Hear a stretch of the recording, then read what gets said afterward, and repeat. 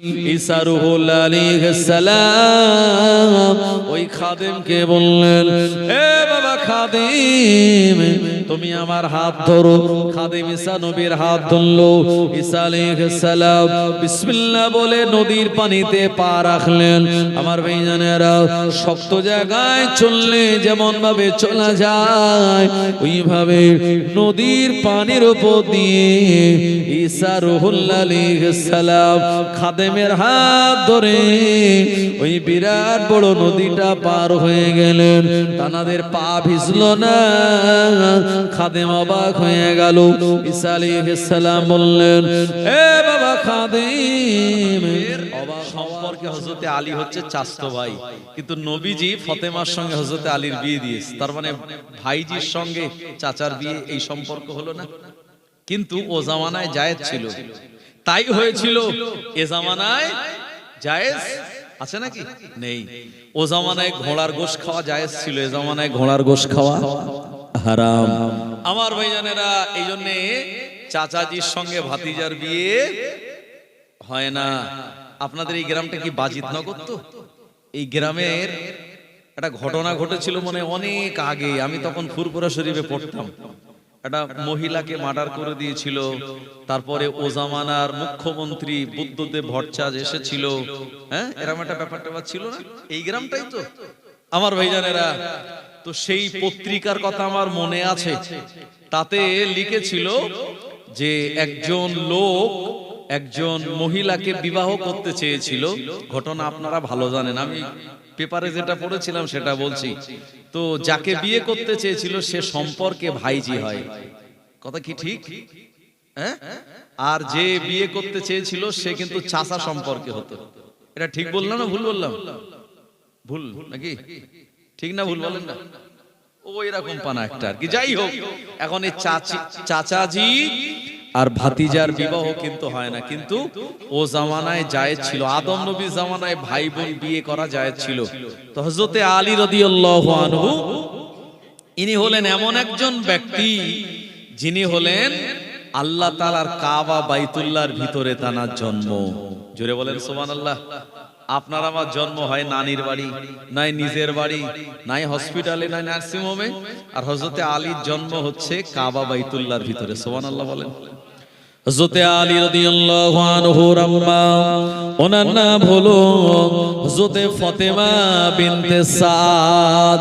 সন্তান যখন গর্ভে মা সন্তানকে প্রসব করবে, ও আমার ভাইজানেরা, দুনিয়ার জমিনে কোন মায়ের সন্তান যখন দুনিয়ার জমিনে আগমন করে, এই সময় ওই মায়ের জীবনটা এমন অবস্থায় যায় মনে হয় আমি দুনিয়ার জমিনে বাঁচব না। ও নবীর উম্মত উম্মাদানেরা, এই জন্য প্রিয় নবী বললেন দুনিয়ার জমিনে যদি কোনো আলেম দোয়া চায়, যদি কোনো ইমাম দোয়া চায়, যদি কোনো মাওলানা দোয়া চায়, ওই দোয়াটা আল্লাহ দরবারে কবুল হতেও পারে নাও পারে, কোনো গ্যারান্টি নাই। কিন্তু তোমার মা আল্লাহ পাকের দরবারে সন্তানের জন্য দুটি হাত তুলে যদি দোয়া করে, আল্লাহ নবী গ্যারান্টি দিয়ে বললেন ওই দোয়াটা আল্লাহ দরবারে কবুল হয়ে যায়। জোরে হবে না সুবহানাল্লাহ? কিন্তু আজকে যুগে ছেলেরা কি নিজের মাকে মা বলে? নিজের মাকে অনেকে মা বলে ডাকে না, আর শাশুড়িকে আম্মাজি বলে ফেনা তুলে দেয়। তবে এই গ্রামে এরকম ছেলে নেই, অন্যান্য গ্রামে আছে অনেক ভাই। নিজের মার সঙ্গে আলাপ নেই, অথচ শাশুড়ি আসলে পরে ইলিশ মাছ, চেলা মাছ কোথায় বাজারে থাকে খুঁজে খাজে ঠিকলিয়ে চলে আসে। অথচ মায়ের জন্য একটু ভালো বাজার করে মাকে খেতে দেবে, এরকম ছেলের অভাব আজকের যুগে আছে না নাই? হযরতে আলীর মা সন্তান গর্ভে চিন্তা করছে সন্তান আমার দুনিয়ায় আসবে, কোথায় গেলে একটু শান্তি হবে, কোথায় গেলে এই সন্তানটা আসানের সঙ্গে দুনিয়ায় আসবে।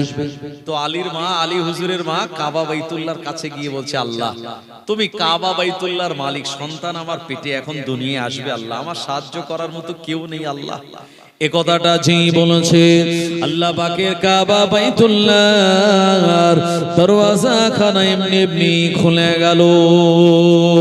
হযরত আলী রাদিয়াল্লাহু আনহু আম্মা কাবা বাইতুল্লাহর ভিতরে প্রবেশ করলেন। আমার ভাইজানেরা অতি আসানের সঙ্গে হযরত আলী দুনিয়ার জমিনে আগমন করলো। ও আমার ভাইজানেরা, আলী হুজুরের আব্বা জানের নাম হলো আবু তালিব। গর্ভবতী বিবি আমার কোন জায়গায় গেল আর খুঁজে খুঁজে পায় না। 4 দিন হয়ে গেল। 4 দিন পর আলী রাদিয়াল্লাহু আনহু আম্মা সন্তানকে নিয়ে বাইরে বেরিয়ে এসে বললেন, এ আমার স্বামী আবু তালিব, এলেন আপনার সন্তান। আবু তালিব বলেছিল, এ আমার বিবি, সন্তানকে গর্ভে নিয়ে কোন জায়গায় তুমি হারিয়ে গিয়েছিলে? হযরত আলী রাদিয়াল্লাহু আনহু আম্মা জান বললেন, আল্লাহ তাআলার কাবা বাইতুল্লাহ দিকে তাকিয়ে আমি এমন কথা যখন বললাম, কাবা বাইতুল্লাহ দরওয়াজা খুলে গেল। আর আমি ওই কাবার ভিতরে ঢোকার পর অতি আসানের সঙ্গে দুনিয়ার জমিনে আমার সন্তান আগমন করেছিল। আরো জোরে বলেন। হযরত আলীর জন্ম কাবা বাইতুল্লাহর ভিতরে। সুবহানাল্লাহ, কি মর্যাদা তার! এই হযরত আলী বসে আছে কাবা বাইতুল্লাহর পাশে, আর আবু জেহেল কোথায়? আর একটু দূরে বসে আছে।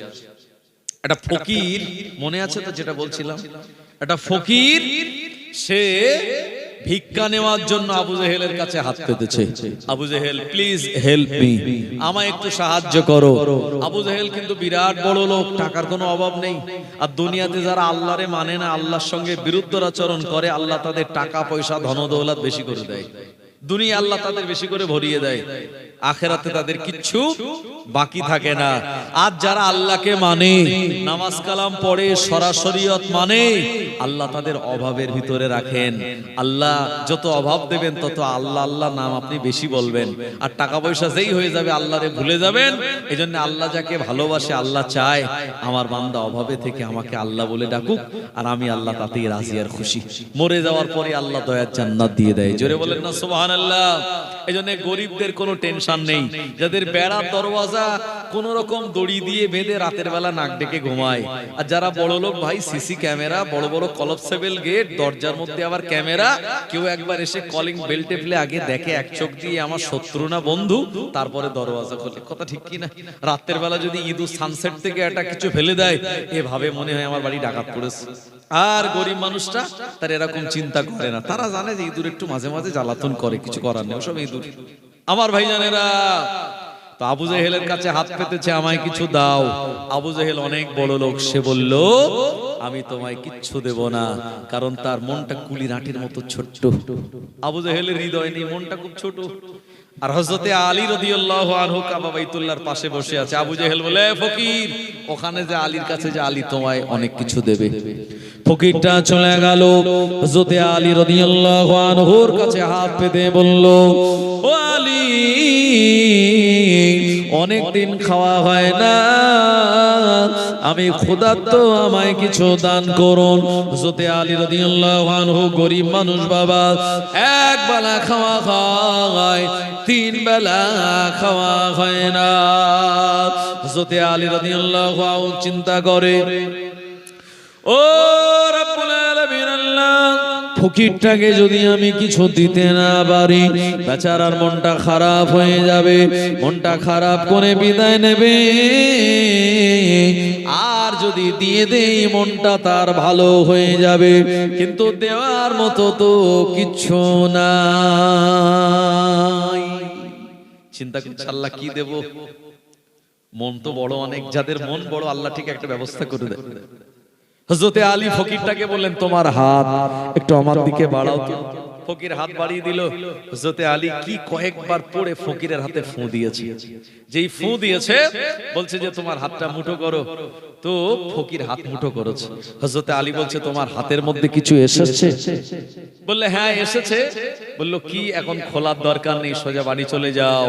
তবে হ্যাঁ, রাস্তায় যদি আবু জেহেল জানতে চায় তাহলে ওকে একটু দেখিও তোমার হাতের মধ্যে কি আছে। ফকিরটা তো হাত মুঠো করে বাড়ি যাচ্ছে। এখন আবু জাহেল বলছে যাই এদিকে আয়। এই আলীর কাছে গেলি, আলী তোকে কি দিল? আবু জাহেল কিন্তু জানে আলী গরিব মানুষ, কিছু দিতে পারবে না। তো ফকির আবু জাহেলের কাছে গিয়ে বলল, আমি আলী হুজুরের কাছে দিয়েছিলাম, আলী হুজুর আমায় কি দিয়েছে আমি নিজেও এখনো জানিনি, দেখিনি। কোথায় আছে? বললাম আমার হাতের মধ্যে আছে। হাত খোলো তো। যে হাত খুঁজছে দেখছে একটা সোনার দলা, একটা সোনার টুকরো। জোরে বলেন। এই আবু জাহেল তো বিরাট অবাক। আবু জাহেল দেরি না করে হযরত আলী রাদিয়াল্লাহু আনহুর কাছে ছুটে ছুটে গিয়ে বলল, হে আলী, তোমার এক বেলা খাওয়া হয়, তিন বেলা দুবেলা খাওয়া হয় না। ফকির তোমার কাছে হাত পাতলো, ফকিরকে তুমি কি দিলে? এই সোনার টুকরো কোন জায়গা থেকে তুমি পেলে? ও আমার ভাইজানেরা, হযরত আলী রাদিয়াল্লাহু আনহু তিনি দান করেছেন। আর আবু জাহেলের টেনশন হয়, আবু জাহেলের লোভ হয়, আলী সোনার টুকরোটা কোন জায়গা থেকে পেল? হযরত আলী রাদিয়াল্লাহু আনহু বলেছিলেন, এ আবু জাহেল, ফকিরটা যখন আমার কাছে হাত পাতলো, দেওয়ার মতো আমার কাছে কিছু ছিল না।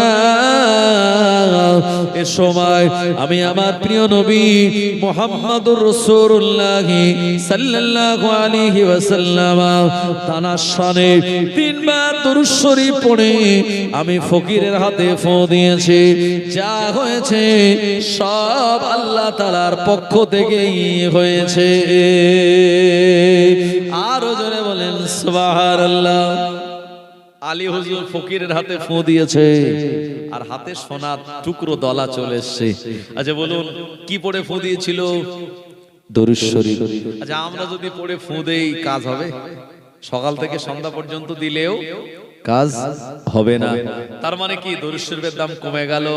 না না না, দুরূদ শরীফের দাম কমেনি। কারণ আমরা যে জবানে দুরূদ শরীফ পড়ি এ জবানেই গালমন্দ করি, যে জবানে দুরূদ শরীফ পড়ি এ জবানেই আমরা মিথ্যা কথা বলে ফেলি, যে জবানে দুরূদ শরীফ পড়ি এ জবানেই মাঝে মাঝে আবার অনেকে আছে বিড়ি না খেলে পায়খানা ক্লিয়ার হয় না, আছে না নেই? যে জবানে দুরূদ শরীফ পড়ি এ জবানেই আমরা স্মোকিং করি, যার কারণে আমাদের জবানের দাম কমে গেছে, দুরূদ শরীফের দাম কমেনি। আগে যা ছিল এখনো তাই আছে। তাই প্রাণ খুলে নবীজির শানে একটু মহব্বতে তেলাওয়াত করুন, এই আশা নিয়ে। আমাদের নবীজি হলেন হায়াতুন নবী। উম্মতেরা যখন দুরূদ শরীফ পড়ে ফেরেশতারা নবীজির রওজায় পৌঁছে দেন আমাদের দুরূদ শরীফগুলি নিয়ে। নবীজি খুশি হন। বাজিতনগর গ্রামে ঠান্ডার রাতের বেলা আমার একদল উম্মতেরা যারা আমি নবী আমার শানে দরুদ শরীফ পড়েছে, বিশ্বাস করুন নবীজি বলেছেন যে ব্যক্তি আমার শানে দরুদ শরীফ পড়ে মহব্বতে, আল্লাহ তাকে আগুনে পুড়িয়ে মৃত্যু দেবে না। আপনার গায়ে আগুন লাগবে না যদি দরুদ শরীফ পড়েন আপনি নবীজির শানে, এই আগুনে পুড়িয়ে আল্লাহ মৃত্যু দেবেন না।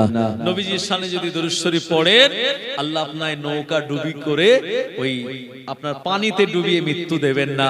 নবীজির শানে মহব্বতে দরুদ শরীফ পড়লে আল্লাহ পাক আপনাকে বেইজ্জতি করবেন না। নবীজির শানে মহব্বতে দরুদ শরীফ পড়লে আল্লাহ পাক আপনার মর্যাদা বাড়িয়ে দেবে, 10টা সওয়াব দেবে, জীবনের 10টা গুনাহ আল্লাহ মাফ করে দেবে এবং 10টা উচ্চ মর্যাদা আল্লাহ পাক দান করে দেবে। একটু জোরে বলেন সুবহানাল্লাহ। তাই প্রাণ খুলে মহব্বতের সঙ্গে তেলাওয়াত করুন, আল্লাহুম্মা সাল্লি আলা সাইয়্যিদিনা وعلى آل سيدنا।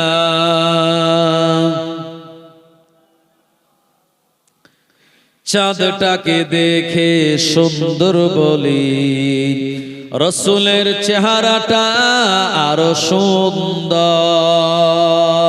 কি সুন্দর চেহারা দেখে যারা, রসুলের প্রেমে মশগুল তারা। তোমার চেহারা দেখে হুরমালারা, তোমার চেহারা দেখে জিনজিন্নাতেরা, তোমার চেহারা দেখে হুরমালারা, তোমার চেহারা দেখে জিন ইনসানেরা। তোমারই নূরের আলো চমকে গেছে, তোমারই নূরের আলো চমকে গেছে, তাই তো সারা পৃথিবী তোমায় ডাকে। ওগো নবী আমার, ওগো নবী আমার, ওগো নবী আমার, ওগো নবী আমার। আল্লাহুম্মা সাল্লি আলা সাইয়্যিদিনা ওয়া আলা আলি সাইয়্যিদিনা। আমার ভাইজানেরা, এজন্য দুনিয়ার জমিনে আমাদের লোভ করলে হবে না। যতটুকু আল্লাহ তকদিরে রেখেছেন আপনি ততটুকুই পাবেন। আপনার বিভিন্ন জায়গাতে গিয়ে আপনি যত হাঁচাপাচা করেন না কেন, যতটুকু আল্লাহ বরাদ্দ দিয়েছেন তার থেকে আপনি বেশি পাবেন না।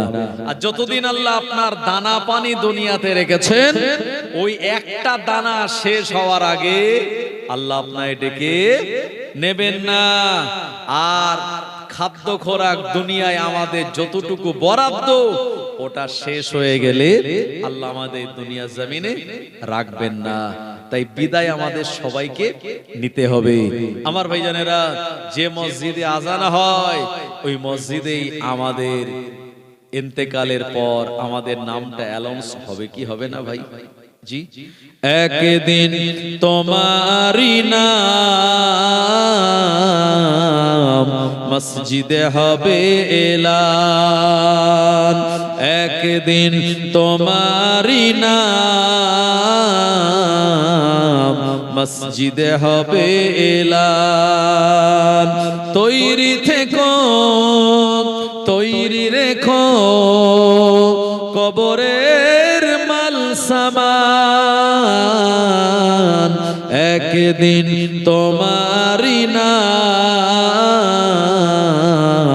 মসজিদে হবে এলান। বন্ধু স্বজন আত্মীয় পরিজন, বন্ধু স্বজন আত্মীয় পরিজন পরিয়ে তোমায় নতুন কাফন রেখে আসবে ওই কবরেতে, থাকবে না কেউ আপন, একদিন তোমারি নাম মসজিদে হবে এলান। আপনি মসজিদে না গেলেও মসজিদে যে খাটিয়া আমাদের বাড়ির রাস্তা চিনে ঠিক আমাদের বাড়ি চলে আসবে। আসবে কি আসবে না? সকলের বাড়ি আসবে, আমার বাড়ি আসবে, আপনার বাড়ি আসবে। এই গাড়ির কোনো আপনার চাকা নেই, মানুষের কাঁধের ওপরে চড়ে আপনাকে আমাকে বিদায় নিতে হবে। তাই বিদায় নেওয়ার আগে আমাদের মনে রাখতে হবে, হালাল যদি আমরা ইনকাম করতে পারি, হালাল খাদ্য খেতে পারি, আল্লাহ আমাদের দোয়াকে কবুল করবেন। আর আমরা যদি লোভ করি ভাই, তাহলে কিন্তু ওই লোভের বশবর্তী হয়ে আমরা হারামের দিকে চলে যাব। অনেকে লটারি কাটে ভাই, যারা লটারি কাটে তাদের ভিতরে লোভ আছে না নাই? জানে 20 টাকা 30 টাকা 50 টাকা লটারি কাটলে একদিন যদি 1 কোটি বাদে আমার 10 লাখ বাদে, সেদিন আমি 2-4 তলা বাড়ি করব, জমি জায়গা যা আছে সব কিনে নেব।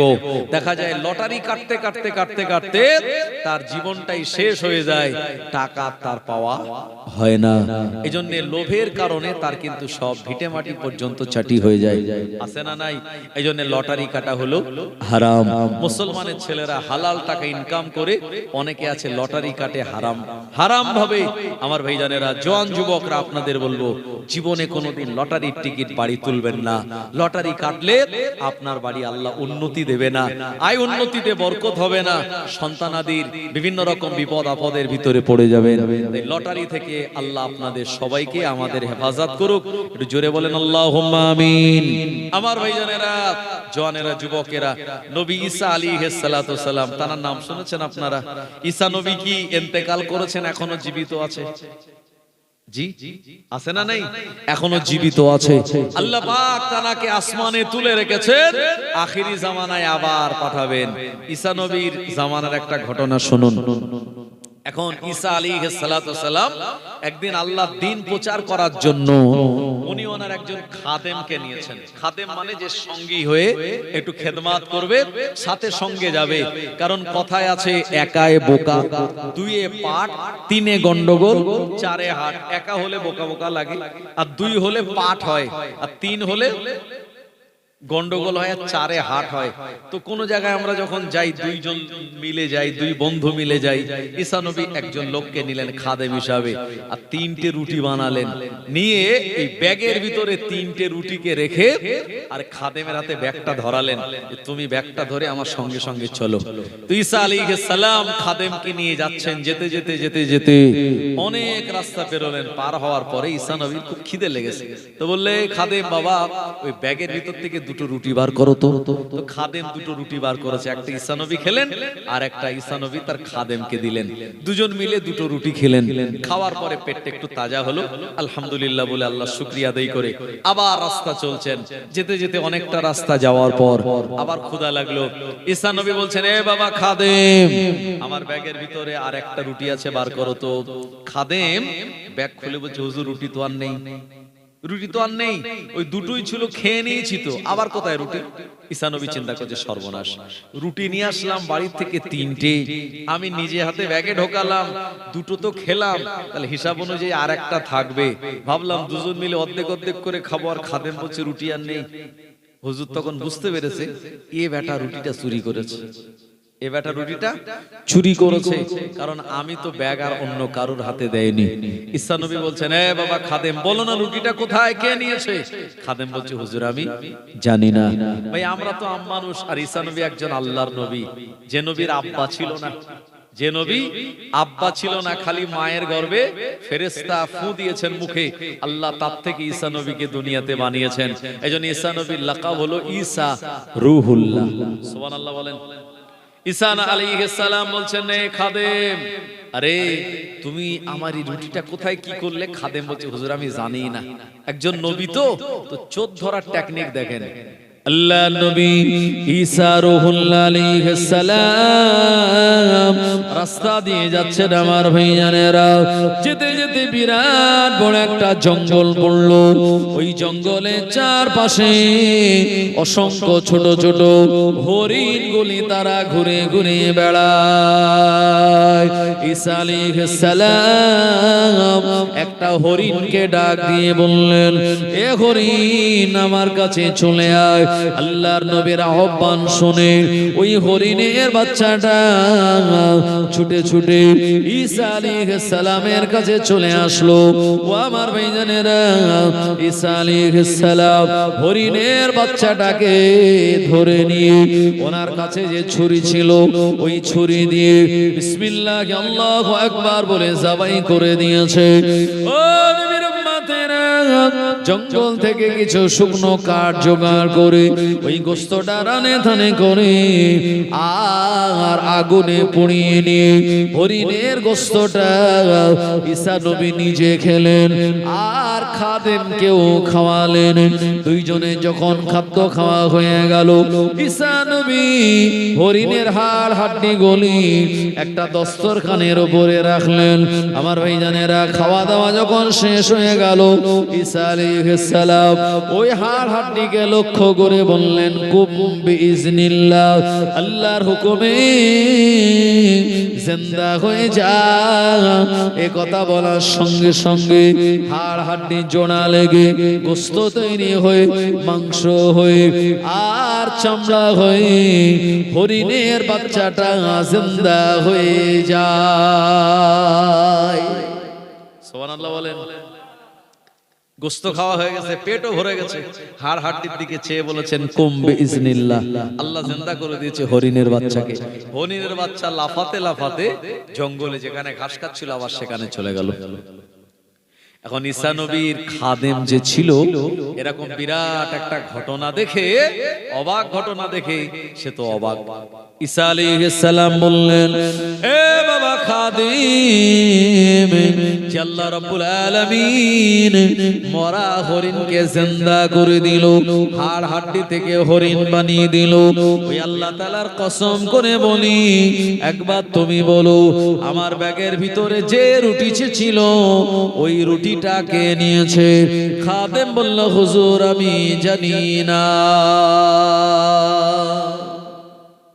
ঈসা আলাইহিস সালাম দেখলেন এত বড় মুজিজা দেখালাম, এই শিকার হলো না, ঠিক আছে চলো দেখি কত দূর যেতে পারো তুমি।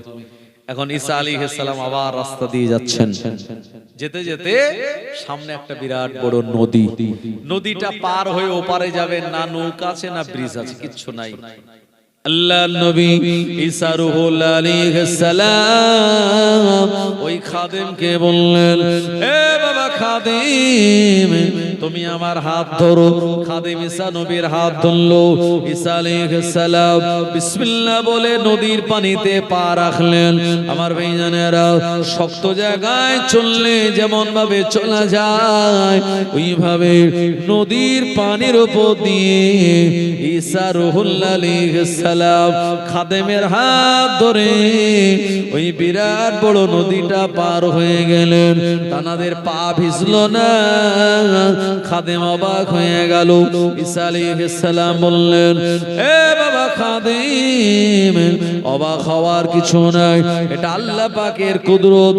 আমি নবী ঈসা রূহুল্লাহ, এটা আমার মুজিজা। এ বাবা খাদেম, যে আল্লাহ রাব্বুল আলামিন আমাদের পা না ভিজিয়ে এই নদীটা পার করিয়ে দিল, ওই আল্লাহ তাআলার কসম করে বলি, আমার ব্যাগের ভিতরে যে রুটিটা ছিল ওই রুটিটা কে নিয়েছে? খাদেম বলল, হুজুর ওই রুটির খবর আমি জানি না। ঈসা আলাইহিস সালাম বলছেন, আল্লাহু আকবার, একে দুটি মুজিজা দেখালাম, মরা হরিণ জিন্দা হলো, পানির উপর দিয়ে হেঁটে আসলাম, ওকে নিয়ে তারপরে শিকার হলো না, ঠিক আছে চলো বেটা দেখি কতদূর যাওয়া যায়। ঈসা আলাইহিস সালাতু সালাম আবার রাস্তা দিয়ে যাচ্ছেন, যেতে যেতে একটা মরুভূমির ময়দানে পৌঁছালেন। ও নবীর উম্মতেরা, মরুভূমির বালির কালার হলো গোল্ডেন কালারের, সোনালী কালার। এ সোনালী কালারের বালিগুলি ঈসা আলাইহিস সালাম দুহাত দিয়ে তিনি এক জায়গায় করলেন, বালির তিনটি স্তূপ বানালেন। এখানে একটা, এখানে একটা, এখানে একটা, বালি হাত দিয়ে জড়ো করে তিনটি স্তূপ বানিয়েছেন।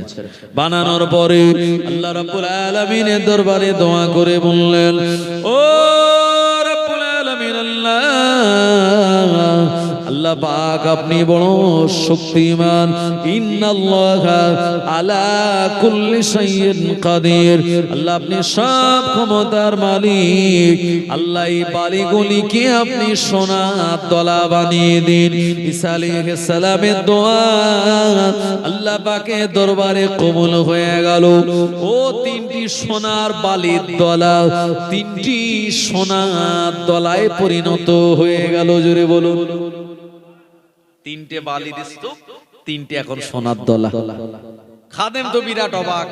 ঈসা আলাইহিস সালাম বলেন, এ বাবা খাদেম শোনো, একটা সোনার দলা আমার, আরেকটা আরেকটা তোমার, একটা আমার আর একটা খাদেম হিসাবে তোমার।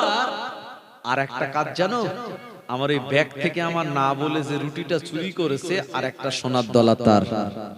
যেই বলেছে, খাদেম বলছে, হুজুর ওই আপনার এই ব্যাগের রুটি না আমি চুরি করেছিলাম।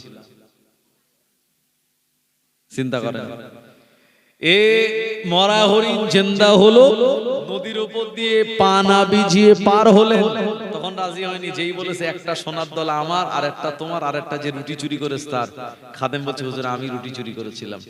তার মানে সোনার টুকরোটা নেওয়ার জন্য ঈসা আলাইহিস সালাম ভাবলেন যে এর ভিতরে বিরাট লোভ আছে, লোভ আছে। ঈসা নবী বলেন, এই বাবা খাদেম যাও, আমি চোর ধরা আমার নিয়ত ছিল, চোর যখন ধরে ফেলেছি তখন এই তোমার সোনা তোমার দিলাম, আবার তুমি রুটি চুরি করো সেই জন্য আর একটা পেলে, তাহলে তুমি পেলে দুটো, আমি পেলাম একটা। আর আমি তো আল্লাহর নবী, আমার সোনা টোনার দরকার নেই, যাও তোমার যখন এত লোভ, আমার না বলে রুটিটা চুরি করে খেয়ে নিয়েছো, আমার সোনার দলাটাও তোমার দিলাম। কটা হলো? তিনটি। এখন এই তিনটে সোনার দলা নিয়ে চিন্তা করছে করব কি। ভাই হঠাৎ করে এই তিনটে সোনার দলা পেয়ে বিরাট বড় লোক হওয়ার চিন্তা তার মাথায়। যারা আভিজাত্য বড় লোক, বাপ দাদা 14 পুরুষ সবাই বড় লোক, জমিদার লোক, তাদের চাল চলন কথাবার্তা একরকম। আর যে হঠাৎ করে লটারি কেটে বড় লোক হয়েছে, তার চাল চলন কথাবার্তা একরকম না আলাদা? আলাদা হবে ভাই। তার কথাবার্তার মানে ভাঁজ, তার চলাফেরা সবকিছু আলাদা হয়ে যাবে যে হঠাৎ বড় লোক হয়। আমার ভাই এখন এই তিনটে সোনার দলা পেয়ে একবার চুমু খাচ্ছে, একবার মাথায় রাখছে, একবার চোখে লাগাচ্ছে, আর ভাবছে কি করব। ভাই লটারি কেটে যদি 1 কোটি পায়, তো রাত্রেবেলা তার ঘুম হবে? হ্যাঁ, সে চিন্তা করবে এই টাকাটা ক বিঘে জায়গা কোথায় কিনবো আর কিভাবে কি করব। ভাই এই কেউ মানে গরিব মানুষ যারা চিন্তা করে আল্লাহ কিভাবে কাল ইনকাম করব, এরপরে চিন্তা করতে করতে ঘুমিয়ে যায়। আর অনেক টাকা পেয়ে গেলে আর রাতের বেলা ওই টেনশনে ঘুমায় না যে কি করব টাকাটা। এই লোকটা তিনটে সোনার দলালে চিন্তা করছে করবোটা কি। হঠাৎ করে রাস্তা দিয়ে দুটো বদমাইশ লোক যাচ্ছিল, মানে তারা ওই ডাকাতি করে, গুন্ডা টাইপের লোক। এখন এরা দুজন বলছে কি ব্যাপার, একটা লোক এই তিনটে সোনা চকচক করছে, আর এটা নিয়ে এ লোকটা একবার চোখে লাগাচ্ছে, একবার চুমু খাচ্ছে, একবার মাথায় রাখছে, চল তো গিয়ে দেখি। গিয়ে দেখে হ্যাঁ সত্যি তিনটে সোনার দলা। এই তিনটে সোনার দলা তুই একা নিয়ে রেখিস, কে তুই? তারে যখন হম্বি তম্বি করেছে, সে তো ভয়ে জড়সড়, বললো ভাই তোমরা কারা? বললো আমরা হলাম ডাকাত, গুন্ডামি করি আমরা। তো বললো যে ভাই আমারে মেরো না, এই তিনটে সোনার দলা তো, তা আমারে জানে বাঁচিয়ে রাখো, এই তিনটের ভিতর থেকে তোমাদের দুজনকে আমি দুটো দিয়ে দিলাম। এখন এই যারা দুজন ডাকাত বদমাইশ লোক, এরা বলছে বাহ লোকটা তো ভালো, এরে কলার ধরতে হলো না, এরে চটচাপটা মারতে হলো না, কিন্তু এমনি এমনি দিয়ে দিল। তো বললো যাক এই লোকটার সঙ্গে বন্ধুত্ব করা যায়। তো ওই দুটো বদমাইশ লোক তারা ওই ঈসা নবীর খাদেমের পাশে বসে বিভিন্ন রকম বন্ধুত্ব পাতানো, নতুন নতুন বন্ধু হলে যেটা হয়, বিরাট গল্প টল্প জুড়ে দিয়েছে। এরপর ঈসা নবীর খাদেম বলছে কখন সেই ব্যাগ থেকে একটা রুটি চুরি করে খেয়েছিলাম, সে আর পেটে আছে, তো খুব খিদে লেগেছে। তো বলছে ভাই তোমাদের তো আমি দুটো সোনার দলা দিলাম, তোমরা একটু তোমাদের ওই সোনার দলা থেকে একটু বিক্রি করে আমার জন্য একটু খাবার এনে দেবে, ভাই খুব খিদে লেগেছে। তো একজন ডাকাত আর একজন ডাকাতের বলছে ভাই তুই যা, আমি একটু এর সঙ্গে গল্প করি, তুই বাজারে গিয়ে কিছু সোনা বিক্রি করে একটু খাদ্য আন, এনে লোকটাকে খাওয়া। আমার ভাইজানেরা, একজন লোক চলে গেল বাজারে, একটা সোনার অংশ খানিকটা বিক্রি করে খাদ্য সে কিনে নিয়েছে। ও আমার ভাইজানেরা, আর মনে মনে নিয়াত করলো শুধু খাদ্য নয়, সঙ্গে আমি বিষও কিনবো। এ খাদ্যের ভিতরে যদি বিষ মিশিয়ে ওদের দুজনকে খাওয়াতে পারি, তাহলে ওদের দুজনের কাছে দুটো সোনার দলা রয়েছে, ওই দুটো আমি পেয়ে যাব। এ খাদ্য কিনেছে, সঙ্গে বিষও কিনেছে, ভালো করে খাদ্যে বিষ মিশিয়ে ওদের দুজনের জন্য প্যাকেট করে নিয়ে আসছে। বুঝলেন ঘটনা? কিন্তু ঈসা আলাইহিস সালামের জামানার ঘটনা। এখন এরা যে দুজন বসে বসে গল্প করছিল, অপেক্ষা করছে, রাস্তার দিকে তাকিয়ে আছে যে কখন খাদ্য আনবে। আর এরা দুজন মিলে গল্প করতে করতেই বলছে এক কাজ করা যায় না ভাই? বলে কি? ও যে একা খাদ্য আনতে গেছে, ও যখন ফিরবে আমরা দুজন মিলে ওরে ধরে মারবো, মেরে ওর কাছ থেকে সোনাটা কেড়ে নেবো। আর চিন্তা করে দেখেন এদের কারণ নিয়ত ভালো আছে? হ্যাঁ, তিনটে লোক কারণ নিয়ত ভালো নেই ভাই। এরা দুজন মিলে এবার যুক্তি করছে যে ও যখন একা আসবে আমরা দুজন মিলে ধরে ওকে মার্ডার করব। আর ডাকাত ভাই এরা হয়তো এক দলে থাকে, আর যদি মনে করে যে ধরা পড়ে যাব ওর জন্য নিজের দলের লোককে মেরে দিতে ওদের হাত কাঁপে না। এখন এদের যুক্তি পুরো কমপ্লিট। ও যখন একা খাবার নিয়ে এসছে, এরা দুজন মিলে হঠাৎ করে তারে ধরে পাকড়ে ফেলে আর মারধর দিয়ে তার কাছ থেকে সোনাটা কেড়ে নিয়ে তারে মার্ডার করে দিয়েছে। এখন এরা দুজন মিলে এই সোনাটা অর্ধেক অর্ধেক করে ভাগ করে নিয়েছে। এখন বললো চল ভাই বাড়ি যাই, আর কি হবে, যা হয়েছে অনেক হয়েছে। এখন এরা বাড়ি যাওয়ার আগে ঈসা নবী সেই খাদেম বলছে ভাই বাড়ি যাবো, খিদে তো বিরাট লেগেছে, ও যে খাদ্যটা নিয়ে আসলো খাদ্যটা খেয়েই বাড়ি যাই। আর এরা তো জানে না তাতে বিষ মেশানো আছে। এরা দুজন মিলে সেই বিষ মেশানো খাদ্য যখন খেলো ভাই, ওরাও খানিকক্ষণ পরে ছটফট করতে করতে মরুভূমির ফাঁকা ময়দানে ও দুজনও ডেড বডি হয়ে গেল, দুটো লোক মারা গেল। আগে তো এরা দুজন মিলে একটারে মেরেছিল, এখন এরা দুজনও বিষ মেশানো খাদ্য খেয়ে মরে গেল। এখন তিনটে লাশ পড়ে আছে। আচ্ছা বলুন তো ভাই, এই তিনটে সোনার দল এখন কার? কারণ না, ওদের পাশেই সব পড়ে আছে, গলাগড়ি দিচ্ছে ধুলায়। আল্লাহ পাকের নবী ঈসা রুহুল আলাইহিস সালাম ওই রাস্তা দিয়ে আসছিলেন বাবা। ও মায়েরা বোনেরা নবীর উম্মতেরা, আল্লাহ পাকের প্রিয় নবী ঈসা রুহুল আলাইহিস সালাম আস্তে আস্তে তিনি দেখতে পেলেন তিনটে বডি, তিনটি লাশ পড়ে আছে, আর তিনটে সোনার দলা তিন জায়গায় পড়ে আছে। ঈসা নবীর আর বুঝতে বাকি রইল না, এরা লোভ করার কারণে এমনটা হলো। ও জানেরা, যুবকেরা, এজন্য দুনিয়ার জমিনে আল্লাহর নবী আমাদের লোভ করতে মানা করে দিয়েছেন। আল্লাহ পাক আপনার মনে সন্তুষ্টি দেবেন তখনই আপনি যদি সারা দিনে 500 টাকা ইনকাম করেন, আপনি সারা দিনে যদি 300 টাকা ইনকাম করেন, আপনি আল্লাহর দরবারে শুকরিয়া আদায় করে বলেন, আল্লাহ আপনি আমায় যা দিয়েছেন আলহামদুলিল্লাহ, এটাই আমার তকদিরে বরাদ্দ ছিল। আল্লাহর উপরে আপনি রাজি হয়ে যান, আল্লাহর উপরে আপনি খুশি হয়ে যান। ও আমার ভাইজানেরা, ওই অল্প ইনকামের ভিতরে আল্লাহ পাক আপনায় বরকত নসিবে করে দেবে। আর যদি আপনি লোভ করেন, ওই লোভের টাকা নিয়ে আপনি বেশি দিন দুনিয়ার জমিনে ভোগ দখল করতে পারবেন না। কেউ যদি অন্যের জমি রেকর্ড করে নিয়ে নেয়, অন্যের জমি জায়গা দখল করে নিয়ে নেয়, জি এমন করে ভাইকে ভাগ দেয়নি, ভাই ছোট ছিল, ভালো ভালো রাস্তার ধারে জমি নিজের নামে নিয়ে নিয়েছে, ভাই কদিন থাকবে ফাঁকি দেওয়া জিনিস, ও বেশি দিন টিকবে না। আমার ভাইজানেরা, শ্বশুর বাড়ির থেকে বিয়ে করার সময় আপনি মোটা অঙ্কের কি করেছেন? পাওনা আদায় করেছেন। আপনি বলেছেন আমি বিয়ে করতে পারি, আমার একটা আটটিয়াল লাগবে, আর মেয়ের নামে কতটা জমি আছে আপনি জেনে টেনে নিয়েছেন। মেয়ের আব্বার কাছ থেকে অনেক দাবি করেছেন, মেয়ের আব্বা হয়তো রাজি হয়ে আপনার দিয়েছে। বিশ্বাস করুন, ও টাকা, ও গাড়ি, ও জমিতে বেশি বরকত পাওয়া যাবে না, যেটা জোর করে মেয়ের আব্বার কাছ থেকে আদায় করা হয়। আর শ্বশুর আব্বা যদি খুশি হয়ে আপনার একটা হেলিকপ্টারও দেয়, শরীয়ত বলল জায়েজ আছে, কোনো অসুবিধা নেই, কিন্তু চেয়ে 10 টাকা নেওয়া যাবে না। এখনকার লোক আবার চালাক, বললো চাইবো না, এমন জায়গায় ছেলের বিয়ে দেবো, না চাইতেই পাওয়া যাবে। ভাই যদি চায় তো মোটামুটি দিয়ে পূরণ করা যায়, আর যদি না চায় তাহলে সারা জীবন দিয়ে শেষ করা যায় না। এরকম আছে না নাই? আসলে আমরা দ্বীন ইসলামকে কাটতে কাটতে কাটতে কাটতে পুরো ছোট করে ফেলেছি।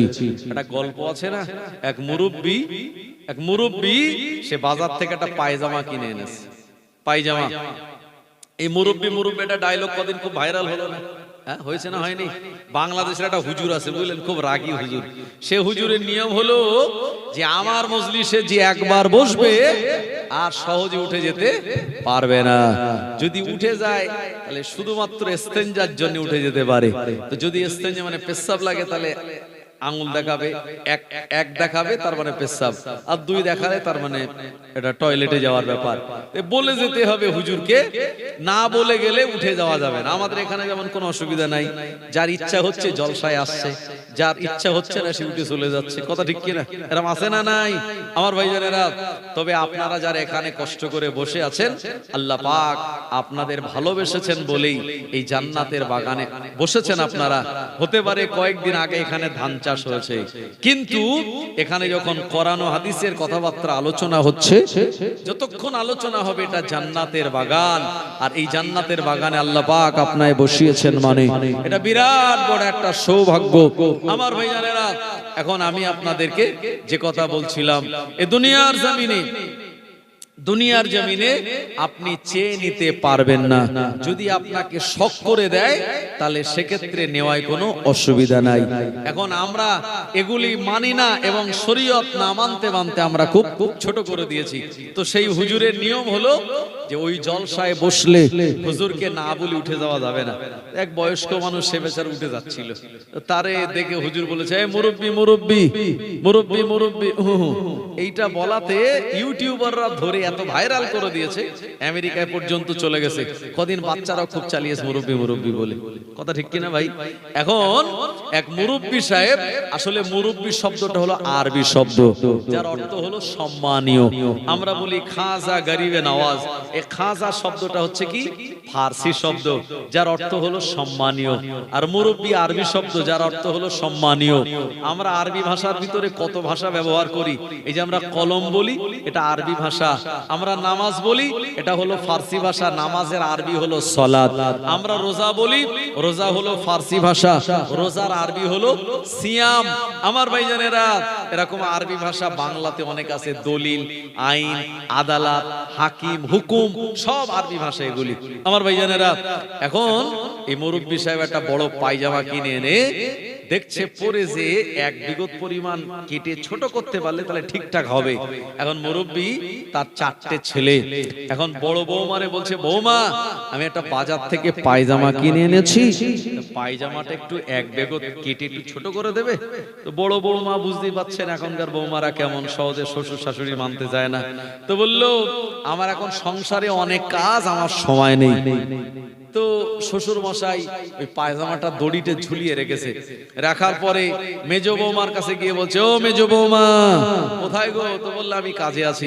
বললো, আমি বাজার থেকে একটা পায়জামা কিনে এনেছিলাম, তো পায়জামাটা এক বেগতে একটু কেটে একটু সেলাই করে দেবে বৌমা। বয়স্ক মানুষ। মেজো বৌমা বলছে, আমার এখন এই বিরাট কাজের চাপ, সংসারে ধান সেদ্ধ শুকনো করতে হবে, আবার শুকাতে হবে, আবার এই বড়ি টড়ি দিতে হবে, নানান সংসারের কাজ সব দেখিয়ে দিয়েছে। এখন মেজো বৌমাও যখন না বলে দিয়েছে, সেজো বৌমার কাছে গিয়ে বলছে, ও সেজো বৌমা একটা পায়জামা এনেছি, দড়িতে ঝোলানো আছে, এক বেগত কেটে একটু ছোট করে দেবে। বললো, আমার ছেলে মেয়ের এখন পরীক্ষা, আমি পারবো না, আমার সময় নেই। সেজো বৌমাও নাকচ করে দিয়েছে। এখন ছোট বৌমার কাছে গিয়ে বলছে, ছোট বৌমা তুমি আমার আদরের বৌমা, হ্যাঁ তুমি এই পায়জামা দড়িতে আছে, এক বেগত কেটে একটুখানি সেলাই করে রেখে দিও বৌমা, আমার একটু জামার বাড়ি যেতে, মেয়ে জামার বাড়ি যেতে সুবিধা হবে। ছোট বৌমা সে তো আরো বেশি টেম্পার হাই তার, বুঝলেন তো, সে একেবারে মুখ ঝামটা মেরে বলছে, আমার অত সময় নেই, আমার এখন কাম তাকাতা। কথা ঠিক কিনা? স্বামী বাড়ি আসলে এক গ্লাস যদি পানি চাই, অনেকে বলে ওই গ্লাস আর ওই ঘোড়া রান্নাঘরে আছে, তুমি যত পারো ঢেলো আর খাও, আমি এখন সিরিয়াল দেখছি, আমার সময় নেই। এরকম বলে না, বলে না? জি, রাসূলুল্লাহ বলেছেন, স্বামী যখন বাড়ি আসবে সংসারের কাজ ফেলে স্বামীর সামনে দাঁড়াবে আর বলবে, কি আসসালামু আলাইকুম, কি লাগবে আপনার? এক গ্লাস পানি লাগবে, বা তেল লাগবে, বা গামছা লাগবে, গোসল গোসল করবেন কিনা, সব জিজ্ঞেস করা দরকার। আর আমাদের বাড়ির মাশাআল্লাহ সব যারা মা বোনেরা, তারা তো খুঁজেই পাওয়া যায় না। দেখা গেল কেউ হয়তো পাড়ায় গিয়েছে গল্প করতে, কেউ বা গেছে সেই পুকুরে হাঁস ডাকতে, আর এদিকে এসে বেচারা স্বামী, হ্যাঁ সারা দিন রোদে কষ্ট করে বাড়ি এসে হাঁপাচ্ছে, স্ত্রীকে যে দিয়ে এক গ্লাস পানি খাবে সে ব্যবস্থাও নেই। তবে এখানকার মা বোনেরা মাশাআল্লাহ এরকম না। আমি অন্য গ্রামের কথা বলছি, এখানকার মা বোনেরা সব ভালো। স্বামী বাড়ি আসার আগে তাড়াতাড়ি সালাম কালাম দিয়ে পানি গামছা সব রেডি করে রাখে, অসুবিধা নাই। এখন এই 4 বৌমা যখন কেউ রাজি হয়নি, বেচারা মুরব্বি সাহেব আস্তে আস্তে টুকটুক করে বাজারে চলে গেল। মুরব্বি যখন বাজারে, বড় বৌমা চিন্তা করে, আমার আব্বা বিয়ে দিয়েছিল, আর এই শ্বশুরের ঘরে আমি এসেছিলাম, আমি বাড়ির বড় বৌমা, আমার শ্বশুর একটা কাজ বললো, কাজটা যদি না করি বেচারার মনটা খারাপ হয়ে যাবে। যে দড়ি থেকে পায়জামাটা পেড়ে এক বেগত কেটে সেলাই করে আর দড়িতে রেখে দিয়েছে। আর যায় যায় কারোর সঙ্গে তো হয় না, কথা ঠিক কিনা? শাশুড়ি বৌমায় যেমন হয় না, অনেকে যায় যায়ও হয় না। 2 ভাই সর্বনাশ, এই উঠোনের মাঝখানে পাঁচিল, কি ব্যাপার? বললো, সে বিয়ে করার পরে এখন সব ভাগটাক করে নিয়েছি, এখন আর লম্বা বারান্দা নেই, বারান্দাও সব মাঝখান থেকে পাঁচিল তুলে ছোট করে দিয়েছে। আছে না নেই? কেউ কারুর মুখ দেখে না ভাই। এখন মেজো বৌমাও সে চিন্তা করছে, শ্বশুর আব্বা আমার একটা কথা বললো, কথাটা না মানলে বেচারা কি মনে করবে। যাক, সে বড় জার আর কিছু জিজ্ঞেস না করে ওই একে একে এক বেগত কেটে পায়জামাটারে সেলাই করে ওখানে রেখে দিয়েছে। সেজ বৌমা সেও চিন্তা করছে আমার আব্বা আমার একটা কাজ বললো, তাই এটা না করলে একটু খারাপ দেখায়, মুরব্বী মানুষ কবে মরে যাবে তার ঠিক নেই, কাজটা করে দেই। মোটামুটি সেও কাউরে কিছু যাদের সঙ্গে আলোচনা না করে ওখান থেকে পায়জামাটা পেড়ে এক বেগত কেটে আর রেখে দিয়েছে, বুঝলেন। ছোট বৌমা চিন্তা করছে যে আমি বাড়ির ছোট আর আমারে আমার আব্বা ভালোবাসে, শ্বশুর আব্বা বয়স্ক মুরব্বী হয়ে গেছে, আমার একটা কাজ বললো। ছোট বৌমা আর কারোর সঙ্গে কিছু না বলে পায়জামায় এক বেগত কেটে আর দড়িতে ঝুলিয়ে রেখেছে। আচ্ছা বলেন, চারটে বৌমা যদি এক বেগত করে পায়জামা থেকে কেটে লাই, সে আর পায়জামা আছে? হ্যাঁ, সে তো হাফ পানের মতো অবস্থা হয়ে গেছে। এখন মুরব্বী সাহেব বাড়ি এসে দেখছে মনে হয় চার বৌমার ভিতরে কোন একটা বৌমা মনে হয় একটু ঠিকঠাক করে দিয়েছে। আল্লাহু আকবার। এখন সে পায়জামা পেড়ে দেখে সর্বনাশ, আগে তো যাচ্ছিল মানে গাঁটির নিচেই, এখন তো হেঁটোর উপরে, বুঝলেন না? এই হচ্ছে আমাদের বর্তমান অবস্থা। আজকে আমরা নামাজ কেটে দিয়েছি, আজকে আমরা নামাজ আদায় করি না, আজকে আমরা অনেকে রোজা রাখি না, আজকে আমরা অনেকে শরীয়তের আইনগুলি এভাবে কেটে কেটে ছোট করে দেওয়ার কারণে ও আমার ভাইজানেরা ইচ্ছা মতো আমরা কাঁচি চালিয়ে দিয়েছি, যার কারণে শরীয়ত আমাদের কাছে সে ছোট হয়ে গেল। ও আমার ভাইজানেরা, ও নবীর উম্মত উম্মতানিরা, না না না, আপনি যখন কোনো ভুল করবেন, আপনি যখন কোনো সমস্যায় পড়বেন, এলাকার যারা আলেম ওলামা আপনি তানাদেরকে জিজ্ঞাসা করুন, একা একা নিজে ফতোয়া মনে করে আর আপনি জায়েজ করতে যাবেন না। মদ হারাম, জুয়া হারাম, লটারি কাটা হারাম, এমন করে আল্লাহ পাক এগুলি হারাম করে দিয়েছে। সুদ খাওয়া হারাম, কোনো মতে এটা জায়েজ নয়। ও জওয়ানেরা, যুবকেরা, নবীর উম্মতেরা, বিশ্ব নবী আমার জানিয়ে দিলেন যারা সুদ খাবে কিয়ামতের মহাময়দানে আমার আল্লাহ কিয়ামতের দিনের পরে তাদের জাহান্নামে দেবে, আর তাদের পেটগুলো বিরাট বড় বড় হবে, আর ওই বিরাট বড় বড় পেটের ভিতরে বিষাক্ত সাপগুলি সব দংশন করবে। আল্লাহর নবী মেরাজে গিয়ে একদল মানুষকে জাহান্নামের ভিতরে দেখলো, যাদের বিশাল বড় বড় ভুঁড়ি, চলতে পারে না, হাঁটতে পারে না। আমার ভাইজানেরা, বিরাট তাদের কষ্ট হয়। আল্লাহর নবী জিজ্ঞাসা করলেন, আখি জিবরাইল মান হাউলাই, ও জিবরাইল আলাইহিস সালাম, এরা কারা, এদের অবস্থা এমন কেন? জিবরাইল আলাইহিস সালাম বললেন, ইয়া রাসূলুল্লাহ, ইয়া হাবিবাল্লাহ, হুজুর এরা হলো সুদখোর, আমার আল্লাহ এ কারণে তাদের এমন আযাব দেন। একবার জোরে জোরে বলেন নাউযুবিল্লাহ।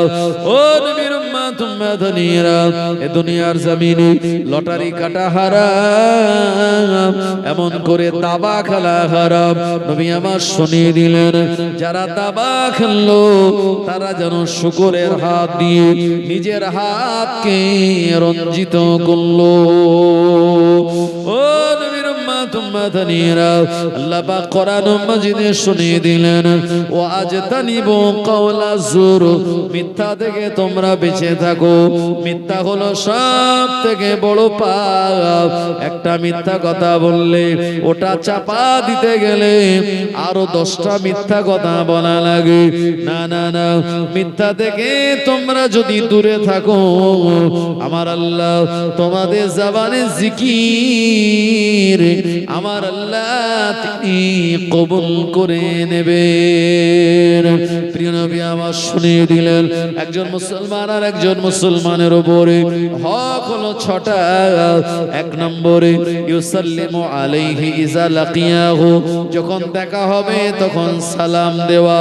2 নম্বরে দাওয়াত দিলে দাওয়াতটা কবুল করা। 3 নম্বরে যখন হাঁচি হবে তখন হাঁচি যিনি দেবেন তিনি বলবেন আলহামদুলিল্লাহ। যে শুনবে ইয়ারহাকামুল্লাহ বলে জবাব দেবে। এমন করে 4 নম্বর হক হলো, কেউ যখন অসুস্থ হয়ে যাবে ওই মুসলমান ব্যক্তিকে দেখতে যাবে। 5 নম্বর হক হলো, ওই ব্যক্তিটা যখন ইন্তেকাল করবে ওয়ায়াতবাউল জানাজাতুহু ইযা মাতা, যখন ওই ব্যক্তিটা মারা যাবে তার জানাজা নামাজে হাজির হবে। 6 নম্বর হক হলো ইউহিব্বু লাহু মা ইউহিব্বু লিনাফসিহি, কোন মুসলমান নিজের জন্য যেটা পছন্দ করে নেবে অন্য মুসলমানের জন্য ওটাও পছন্দ করে নেবে। তার মানে রাত্রের বেলা বিরিয়ানি রান্না হয়েছিল, গরম গরম বিরিয়ানি, আপনি পাশের বাড়িকে যদি দেওয়ার ইচ্ছা হয় আপনি গরম গরম রাতের বেলায় পাঠিয়ে দেবেন। এটা নয় যে বেশি হয়েছে খেতে পারেননি, গরমের দিনে সকালবেলা এই দিয়ে গেছে বিরিয়ানি, গরিব মানুষ পাড়া প্রতিবেশী যারা আছে তাদের মধ্যে বিতরণ করলেন। না না না, এটা শরীয়ত বলেনি। যদি দিতেই হয় তাহলে ভালো জিনিসটাই আপনাকে দিতে হবে। আপনি যেটা পছন্দ করেন অন্য মুসলমানের জন্য সেটা পছন্দ করতে হবে। অনেকে আছে ছেলে মেয়ে যখন বিয়ে দেয় দেখে দেখে বড় লোকদের দাওয়াত দেয়, গরিবদের সব বাদ দেয়। এই জন্যে, কারণ বড় লোকদের দাওয়াত দিলে প্রেজেন্টেশন ভালো পাওয়া যাবে। আবার ওই লোকটাই যখন মরে যায় বড় লোকরা যায় না, বরঞ্চ গরিব মানুষেরাই কবর খুঁড়তে যায়। কথা ঠিক বললাম না ভুল বললাম?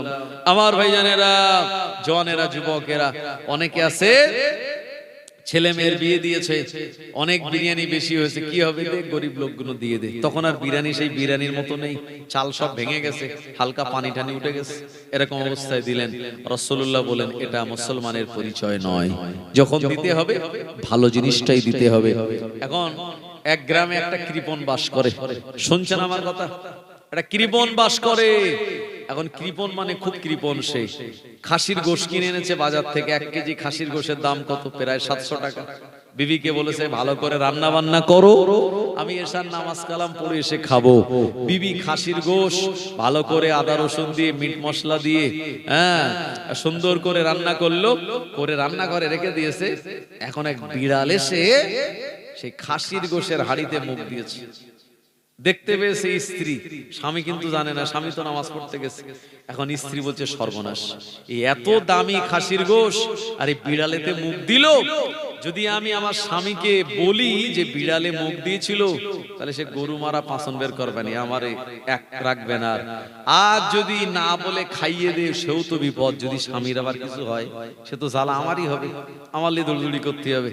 এখন কথায় বলে যে বললে মা মার খায় আর না বললে বাপ ব্যাং খায়। আমার ভাইজানেরা, এই সময় এই লোকটা তখন চিন্তা করলো যাই হোক নামাজ কালাম পড়ে গিয়ে এখন খাসির গোশ দিয়ে ভাত খাওয়া যাবে। লোকটা যখন এসছে বাড়ি, তো স্ত্রী কি করেছে ভাই, পাশের বাড়ি একটা গরুর গোশত রান্না হয়েছিল, পাশের বাড়ি যাকে বলছে ভাই বুবু একটু গরুর গোশত দাও তো আমি একটু নিয়ে যাবো। বললো কেন? বললো একটু দরকার আছে, পরে বলবো। এখন গরুর গোশত পাশের বাড়ির থেকে ধার করে নিয়ে স্বামীকে রাতের বেলা খাইয়ে দিয়েছে। ভাই স্বামী কিন্তু বুঝতে পারেনি, অনেকদিন পরে খাসি খাচ্ছে তো এটা গরু না খাসি বুঝতে পারিনি, খেয়ে নিয়েছে। সকালবেলা স্বামীর মেজাজ যখন ঠান্ডা, আর সকালবেলা সবার মেজাজ একটু ঠান্ডাই থাকে, বেশি গরম থাকে না, তো স্ত্রী স্বামীর পাশে গিয়ে বলছে দেখুন একটা কথা বলবো, যদি রাগ না করেন। বললো কি কথা? বললো আগে বলেন, কথা দেন যে আমারে কিছু বলবেন না। না বলবো না। তো বললো যে গতকাল যে খাসির গোশত আপনি এনেছিলেন ওই গোশতে একটু সমস্যা হয়েছে। কি সমস্যা? বললো ওতে না ওই বিড়ালে মুখ দিয়েছিল, তাই রাতের বেলা আমি আপনারে দেইনি। বললো তাই নাকি? কি করেছো? বললো সে হাঁড়িতে এখনো আছে। তো বললো তাহলে রাতের বেলা যেটা খেলাম পাশের বাড়ির থেকে ধার করে এনে তোমারে দিয়েছিলাম তোমার হাত থেকে পরিত্রাণ পাওয়ার জন্য। তো স্বামী বলছে যাক ভালোই করেছো, এখন ওই বিড়ালের এটো খেললে কি যে হতো তার ঠিক নেই। তবে স্ত্রীকে যেহেতু আর বকতে পারলো না, আগে ভাগে যেহেতু স্ত্রী বলে নিয়েছে যে আমাকে বকাঝকা করা যাবে না। আমার ভাইজানেরা, স্ত্রী বললো কি করা যায়, খাসির গোশটা পুকুরে দিয়ে দেই, মাছে খেয়ে নেবে।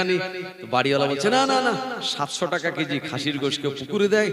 ইমাম সাহেবের দাওয়াত দিয়ে হুজুরে খাইয়ে দেবো, অসুবিধা নাই।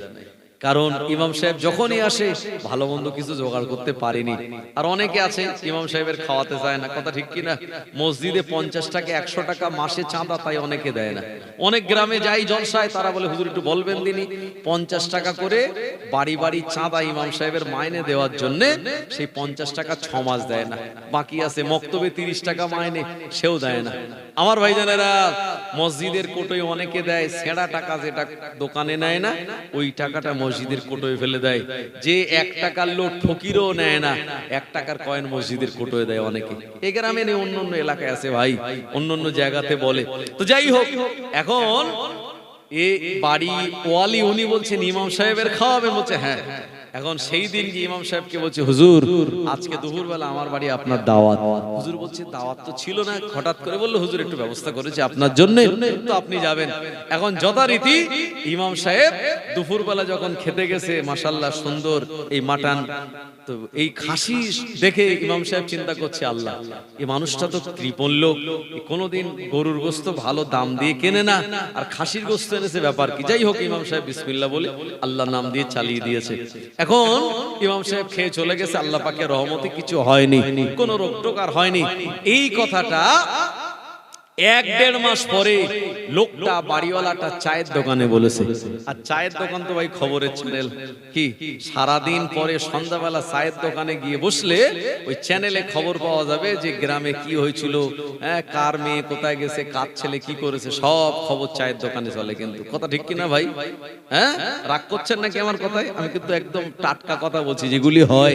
এখন চায়ের দোকানে কথাটা যেই থ্রো করেছে, কথাটা এসার সময় ইমাম সাহেবের কানে চলে গেছে। বলে হুজুর সে অমুক লোক যে খাসি খাইয়েছিল, আসলে খাসি তো সে বিড়ালে মুখ দিয়েছিল, নিজে না খাইয়ে আপনারে খাইয়েছে। ইমাম সাহেব পরের দিন ধরে, ভাই আপনি কি করেছেন, দাওয়াত দিয়ে আমারে এই বিড়ালে রেটো খাইয়েছেন। তো বাড়িওয়ালা তখন বলছে হুজুর কি করা যাবে, 700 টাকা কেজি ফেলে দিতে আমার মায়া লেগেছে, তাই আপনারা খাইয়েছে। আপনারা হুজুর মানুষ, যা খাবেন তা হজম হয়ে যাবে, ওই জন্য আমরা না খেয়ে আপনার খাইয়েছি। আমার ভাইজানেরা, আল্লাহর নবী বললেন ইউহিব্বু লাহু মা ইউহিব্বু লিনাফসিহি। না না না, আপনি যেটা পছন্দ করেন না, অন্য মানুষের জন্য সেটা পছন্দ করা চলবে না। যখন আপনি কাউকে দেবেন, ওটা আপনার ভালো জিনিসই দেওয়া লাগবে। আল্লাহর নবী দিন দুনিয়ার বাদশাহ মুহাম্মাদুর রাসূলুল্লাহ সাল্লাল্লাহু আলাইহি ওয়াসাল্লাম, তিনি আমাদের পরিষ্কার ভাষায় জানিয়ে দিলেন, আল্লাহর বান্দারা, নবীর উম্মতেরা, একজন মুসলমান আর একজন মুসলমান ভাই ভাই, তোমরা একে অপরের নিজেদের ভিতরে ভ্রাতৃত্ববোধ ভালোবাসা রেখে দাও। কারো জবান ও হাত হতে অন্য মুসলমানেরা যেন নিরাপদে থাকে। যদি কারোর হাত ও জবান হতে অন্য মুসলমানেরা নিরাপদে না থাকে, ওই ব্যক্তিটা প্রকৃত মুসলমান নয়। ও নবীর উম্মতেরা, আজকে আপনারা দেখতে পাচ্ছেন কেন্দ্রীয় সরকার মুসলমানদের ওয়াকাফ সম্পত্তি এরা নেওয়ার জন্য এরা সংসদে বিল আনতে চায়। এমন করে ওয়াকাফ অ্যামেন্ডমেন্ট বিল, এই বিলটা আনলে পরে মুসলমানদের কবরস্থান, মুসলমানদের মসজিদ, মুসলমানদের মাদ্রাসা, অনেক ঈদগাহ যেগুলি ওয়াকাফের নামে দেওয়া রয়েছে, আমার ভাইজানেরা, এগুলি সব তারা নিজেরা দখল করে নিতে পারবে ইচ্ছা অনুযায়ী। এই মসজিদকে অবৈধ বলে ঘোষণা করে দেবে, মাদ্রাসাকে অবৈধ বলে ঘোষণা করে দেবে, ঈদগাহকে অবৈধ বলে ঘোষণা করে মুসলমানদের পূর্বপুরুষদের দেওয়া এই সম্পত্তি তারা নিজেরা হস্তগত করতে চায়। ও নবীর উম্মতেরা, এই জন্য আমাদের ইমানি দায়িত্ব হলো ওয়াকাফ বিলের বিরুদ্ধে আমাদের অবস্থান নেওয়া, ওয়াকাফ বিলের বিপক্ষে আমাদের ভোট দেওয়া। আমার ভাইজানেরা, এই ওয়াকাফ সম্পত্তি যদি না যেন না নিতে পারে, এই জন্য আমাদের আন্দোলন করা। যারা আন্দোলন করছে তাদের পাশে দাঁড়িয়ে আওয়াজটাকে উঁচু করে বলা, না না না, জীবন থাকতে আমাদের বাপ দাদা পরদাদা যারা ওয়াকাফ সম্পত্তি এমন করে দান করে গিয়েছিল মুসলমানদের উন্নতির জন্য, এ সম্পত্তি আমরা কোনো মতেই দিতে চাই না। ও মুসলমান এই জন্য আমাদের ছোট ছোট যত দল রয়েছে আমরা সব দলগুলি আমাদের আপন ঝগড়াঝাটি মাসলা মাসাইল আপন জায়গায় রেখে ওয়াকাফ সম্পত্তি বাঁচানোর জন্য কাঁধে কাঁধ মিলিয়ে আমাদের আওয়াজ তোলা লাগবে। কথা ঠিক কিনা? ও নবীর উম্মত উম্মাদানিরা, আল্লাহ পাক আমাদের সবাইকে ঈমানি এমন ক্ষমতা দান করে দিক, কারণ আমাদের ঈমানের অবস্থা অনেক দুর্বল। মসজিদের আজান শুনে আমরা মসজিদে যাই না। ও নবীর উম্মতেরা, এমন করে ঠান্ডার ভয়ে আমরা কম্বল লেপের ভিতরে চলে যাই, আমরা মশার ভয়ে মশারির মধ্যে চলে যাই, কিন্তু জাহান্নামের আগুনের ভয়ে আমরা মসজিদে যাই না। এজন্য আমি আপনাদের বলবো, আল্লাহর নামাজ আদায় করুন। নবী বললেন, যারা ফজরের নামাজ আদায় করে আমার আল্লাহ তাদের চেহারার উজ্জ্বলতা বাড়িয়ে দেন। যে ব্যক্তি জোহরের নামাজ আদায় করে আল্লাহ পাক তার রুজি রোজগারে বরকত দান করে দেন। যে ব্যক্তি আসরের নামাজ আদায় করে আল্লাহ পাক তার শরীরে সক্ষমতা দান করে দেন। যে ব্যক্তি মাগরিবের নামাজ আদায় করে আমার আল্লাহ পাক তার সন্তানাদিগুলিকে বানিয়ে দেয়। যে ব্যক্তি এশার নামাজ আদায় করে আমার আল্লাহ সারা রাতের ঘুমটা নফল ইবাদতের সওয়াব দান করে দেয়। আরো জোরে বলেন সুবহানাল্লাহ। আল্লাহুম্মা সাল্লি আলা সাইয়্যিদিনা وعلى آل سيدنا।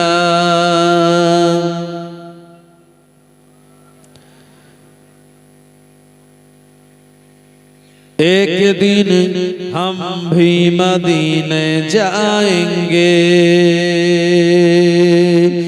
एक दिन हम भी मदीने जाएंगे, मुस्तफा नजर करम फरमाएंगे, मुस्तफा नजर करम फरमाएंगे। या नबी या नबी या नबी या नबी या नबी या नबी, एक दिन हम भी मदीने जाएंगे।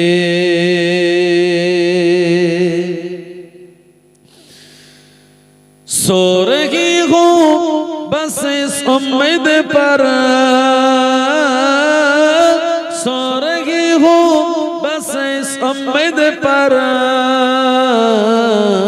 ख्वाबों में जलवा दिखाने आएंगे,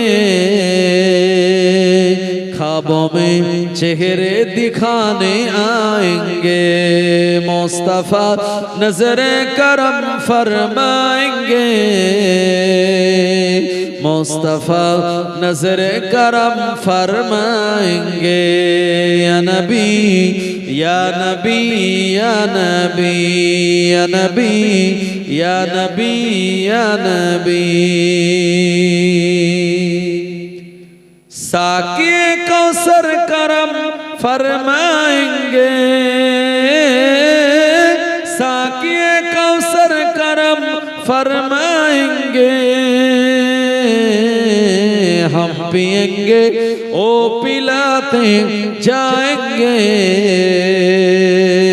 हम पिएंगे ओ पिलाते आएंगे, मुस्तफा नजर करम फरमाएंगे, मुस्तफा नजर करम फरमाएंगे। या नबी या नबी या नबी, एक दिन हम भी मदीने जाएंगे। अल्लाहुम्मा सल्ले अला सय्यदिना मौलाना मुहम्मद व अला आले सय्यदिना। ओ नबीर উম্মাতুম মাদানিরা, এটা হলো দুনিয়া। আল্লাহ নবী শুনিয়ে দিলেন দুনিয়াটা হলো আখিরাতের খেতি বাগান। মুমিনের জন্য এই দুনিয়াটা হলো কারাগার স্বরূপ, বেঈমান বেদিনদের জন্য এই দুনিয়াটা হলো জান্নাত স্বরূপ। এই দুনিয়ার রং তামাশা দেখে আপনি আমি ভুলে যাব না, মরণ একদিন আপনাদের কাছে আসবে, আপনার আমার কাছে মরণ এসে দেখা দেবে। তাই কবি বলেছেন, চিন্তা করে দেখো না কবরে কি যাইবে না, চিন্তা করে দেখো না কবরে কি যাইবে না। যেই কবরে আল্লাহ ছাড়া বন্ধু কেহ থাকবে না, যেই কবরে আল্লাহ ছাড়া বন্ধু কেহ থাকবে না, চিন্তা করে দেখো না কবরে কি যাইবে না। এ দুনিয়ার সবই পার, কবর যে তোর আসল ঘর। এ দুনিয়ার সবই পার, কবর যে তোর আসল ঘর। চিন্তা করে দেখো তুমি শুধুই মাটির বিছানা, চিন্তা করে দেখো না কবরে কি যাইবে না। যেই কবরে আল্লাহ ছাড়া সঙ্গী কেহ থাকবে না, যেই কবরে আল্লাহ ছাড়া বন্ধু কেহ থাকবে না, চিন্তা করে দেখো না কবরে কি যাইবে না।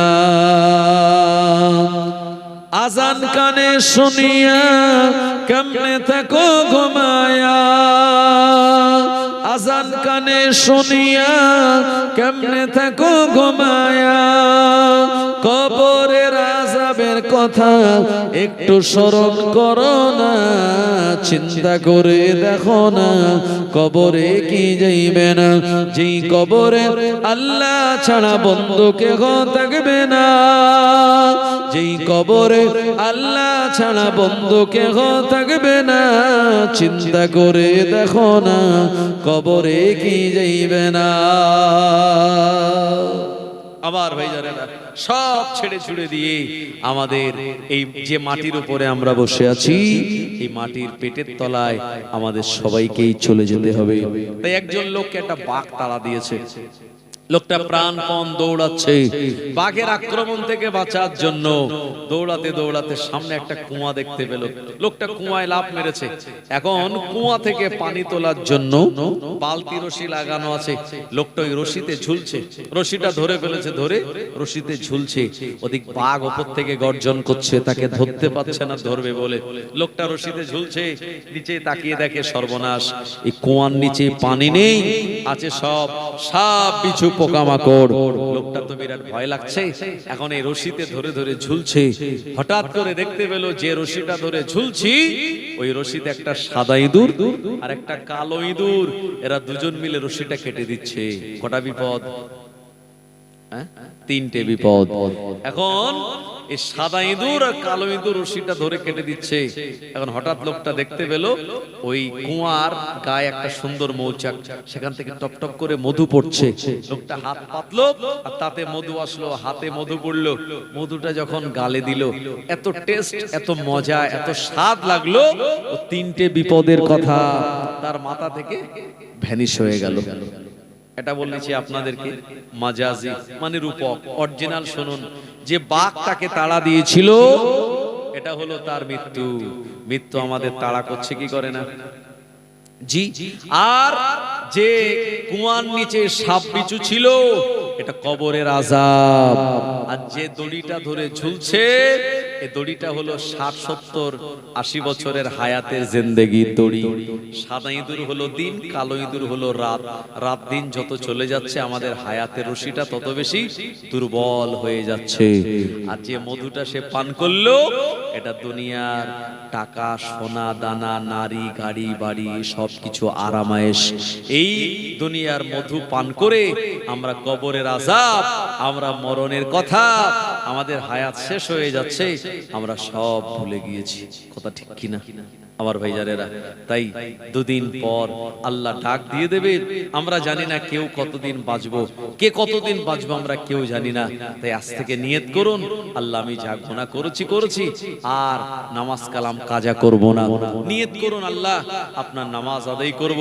আগামী পয়লা ফাল্গুন শবে বারাত, ফাল্গুন মাসের 16 তারিখ থেকে আপনার রমজান মাস শুরু হবে। আর রমজান মানে কষ্ট কম, যত দিন যাচ্ছে বছর যাচ্ছে রোজা তত ঠান্ডার দিকে চলে আসছে। সুতরাং কষ্ট কম রোজায় রোজা আদায় করুন। মা বোনেরা নিয়ত করুন, জীবনে যা করেছি নামাজ কালাম আদায় করুন। আমার ভাইজানেরা, মায়েরা, বোনেরা, নামাজ কালাম যদি আদায় করেন আপনার আমার ভিতর থেকে খারাপই চলে যাবে, আল্লাহ সংসারে বরকত দেবে। স্বামীকে মহাব্বত করুন। মায়েদের বলবো স্বামীদের কি ইজ্জত করুন। আপনি বলবেন হুজুর আমার স্বামী বিড়ি খায়, আমার স্বামী এই সেই, নানান আপনার স্বামীর বিরুদ্ধে নানান অভিযোগ। আপনার স্বামী যাই হোক না কেন, যেমনই হোক না কেন, আপনার স্বামী তো, আপনি আপনার স্বামীকে কদর করুন, সম্মান করুন, রেসপেক্ট করুন। আল্লাহ আপনার মর্যাদা বাড়িয়ে দেবে। আর ছেলেদের বলবো যাদের মা বাপ দুনিয়ায় বেঁচে আছে, হাত জোড় করে বলছি, নবীজি বলেছেন ছেলেদের জান্নাত হলো মায়ের খেদমাতের ভিতরে, মায়ের পায়ের তলায়। আর নারীদের জান্নাত স্বামীর খেদমাতের ভিতরে। ভাই জান্নাত, নামাজ পড়লে আমরা আল্লাহর হুকুম পালন করব, রোজা করলে আল্লাহর হুকুম পালন করব, কিন্তু জান্নাত পাওয়া যাবে পিতা মাতার খেদমাতে। নারীরা জান্নাত পাবে স্বামীর খেদমাতে। মা বোনেরা পর্দা করুন, পর্দার ভিতরে থাকুন। এমন করে অযথা নিজেদেরকে ছেলেদের সামনে খোলা জায়গাতে আপনাদের নিজের শরীরটাকে প্রদর্শন করাবেন না। আম্মাজান ফাতেমা ইন্তেকাল করার আগে স্বামীকে বলেছিলেন, আমার ইন্তেকাল করার পরে আমার এই মরণের কথা কাউকে যেন বলবে না। হযরতে আলী বললেন, তুমি নবীজির মেয়ে আর তোমার মরণের কথা কাউকে বলবেন, এটা হয় কি করে? আম্মাজান ফাতেমা রাদিয়াল্লাহু আনহা বললেন, আমি গোলাম পর্দানশীনা মহিলা, আমাকে কেউ দেখেনি। আমার ইন্তেকালের পর নবীজি সাহাবীরা যদি আমার জানাজা নামাজ পড়তে আসে, আমার লাশটা দেখে তারা বুঝতে পারবে ফাতেমা লম্বা না বেটে, ফাতেমা রোগা না পাতলা, আমার পর্দার খেলাফ হয়ে যাবে। এ কারণে আমি ফাতেমা বলি, না না না, দিনের বেলা নয়, রাতের বেলা আপনি আমায় গোপনে গোপনে অন্ধকারে দাফন করে দেবেন। সুবহানাল্লাহ। ও নবীর উম্মতেরা, আম্মাজান ফাতেমা রাদিয়াল্লাহু আনহার সঙ্গে আর বিবি আয়েশা রাদিয়াল্লাহু আনহার একটা ঝগড়া হয়। এই ঝগড়াটা দুনিয়ার ঝগড়া নয়, এই ঝগড়াটা হলো রহমতি ঝগড়া। এই ঝগড়ার কারণ হলো আল্লাহ পাকের দয়া, জান্নাতে কে আগে যাবে। ও নবীর উম্মতেরা, আম্মাজান ফাতেমা বলেন, না না না, আল্লাহ তাআলা জান্নাতে আমি আগে যাব। আর আম্মা আয়েশা বলেন, না না না, আল্লাহ দয়া জান্নাতে আমি আগে যাব। আল্লাহ নবী তাদের দুইজনের ভিতরে প্রবেশ করলেন, চলে আসলেন। নবীজি দেখে বললেন, এ বেটি ফাতেমা, এ আমার বিবি আয়েশা, ঝগড়া করো না, আমি তোমাদের মীমাংসা করে দিচ্ছি। শুনে রাখো, তোমরা দুইজন যে কাপড় পরে আছো, তোমরা ঘরের ভিতরে গিয়ে তোমাদের কাপড়ের তালি গুলি তোমরা গোনা আরম্ভ করো। তারা দুইজন তালি গুনতে লাগলেন। নবীজি বললেন, যার শাড়ির তালিটা বেশি হয়ে যাবে ওই ব্যক্তিটা আল্লাহর জান্নাতে আগে যাবে। আম্মা আয়েশাও তালি গুনলেন, আর মা ফাতেমাও তানার কাপড়ের তালি গুনতে লাগলেন। গুনতে গুনতে দেখা গেল আম্মাজান ফাতেমা রাদিয়াল্লাহু আনহা তানার কাপড়ের তালিটা বেশি হয়ে গেল। আল্লাহর নবী বললেন, ও বিবি আয়েশা, তোমার থেকে আমার মেয়ে ফাতেমা আল্লাহর জান্নাতে আগে চলে যাবে। আরো জোরে বলেন, নারে তাকবীর। আর আমাদের বউদের শাড়ি দেওয়া আপনার ওই তালি দেওয়া শাড়ি পরতে বললে পরবে নাকি? হ্যাঁ, বলবে যে তুমি আমার শাড়ি এনে দিতে পারবে না তো আমায় বিয়ে করেছিলে কেন? জি, শাড়ি তালি দেওয়া তো দূরের কথা, রং উঠে গেলে ছিঁড়ে গেলেই আবার একটা অর্ডার হয়ে যায়। অথচ আম্মাজান ফাতেমা তানার শরীরে এরকম তালির সংখ্যা বেশি হয়ে গেল। ভাই আমি আর লম্বা চওড়া করব না, রাত প্রায় কটা বাজে? 12টা বেজে গেল তো আমার ভাইজানেরা। সুতরাং ঠান্ডার রাত, এই যে জলসা শোনা এটা হলো নফল, কথা ঠিক কিনা? এটা কি নফল? কোরবানি করা ওয়াজিব আমার ভাইজানেরা। সুতরাং এই আগে ফরজের দাম বেশি, তারপরে ওয়াজিব, তারপরে সুন্নাত, তারপরে নফল। এখন জলসা শোনা হলো নফল কাজ, আর সকালবেলা ফজরের নামাজ পড়া কি ফরজ। জি, এজন্য এই নফল কাজ করতে গিয়ে যদি ফরজ ছেড়ে যায় তাহলে কি হবে? উপকার হবে? হবে না। এজন্য খুব বেশি রাত নয়, হয়ে গেল প্রায় 12টা বাজে, বাজতে চললো। তো এই ঠান্ডার রাত, আজকে আমি মোবাইলে দেখছি আজকে ঠান্ডা কত, মানে ঠান্ডা দেখাচ্ছে 17 ডিগ্রি সেলসিয়াস ঠান্ডা আমার ভাইজানেরা। সুতরাং ঠান্ডা যেহেতু খুব পড়েছে, আর আপনারাও মাটিতে বসে আছেন, আমি তো গরম জায়গায় বসে আছি, আমার অত নিচে ঠান্ডা লাগছে না, আপনাদের নিচের দিকটা অনেক ঠান্ডা লাগছে। মায়েরা বোনেরা সব বসে আছে। আর আলোচনা দীর্ঘায়িত না করে এখানে ছেড়ে দেবো না, আর কিছু বলবো? হ্যাঁ, আল্লাহ আপনাদের সবাইকে শোনার থেকে বেশি বেশি আমাল করা তৌফিক এনায়েত করুক। সবাই বলেন আল্লাহুম্মা আমিন। একটু মুহাব্বতে দুরূদ শরীফ, আল্লাহুম্মা সাল্লি আলা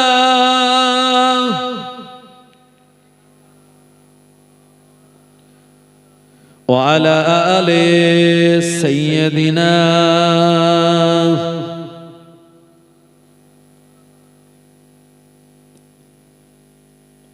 আমার ভাইজানেরা সবাই 3 বার সূরা ফাতিহা, 3 বার সূরা ইখলাস, 3 বার দুরূদ শরীফ তেলাওয়াত করুন, দোয়া সওয়াব রেসানি হবে।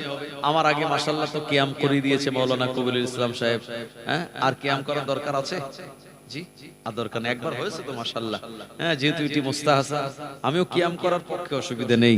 জি, যেহেতু একবার আপনারা মজলিসে সবাই করেছেন, তাই কিয়াম আমরা করেছি, এবারে দোয়া খায়ের হবে। সবাই তেলাওয়াত করুন সূরা ফাতিহা, সূরা ইখলাস, দুরূদ শরীফ পড়ুন।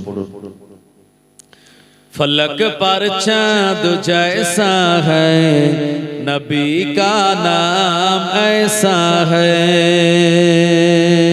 फलक पर चाँद जैसा है, नबी का नाम ऐसा है। दिलों से गम मिटाता है, मोहम्मद नाम ऐसा है। फलक पर चाँद जैसा है, नबी का नाम ऐसा है। दिलों से गम मिटाता है, मोहम्मद नाम ऐसा है। ये दिल जब गम कमारा हो, मोहम्मद याद आता है। ये दिल जब गम कमारा हो, मोहम्मद याद आता है। जुदा जब कोई प्यारा हो, मोहम्मद याद आता है। फलक पर चाँद जैसा है, नबी का नाम ऐसा है। दिलों से गम मिटाता है, मोहम्मद नाम ऐसा है। अल्लाहुम्मा सल्ली अला सय्यदिना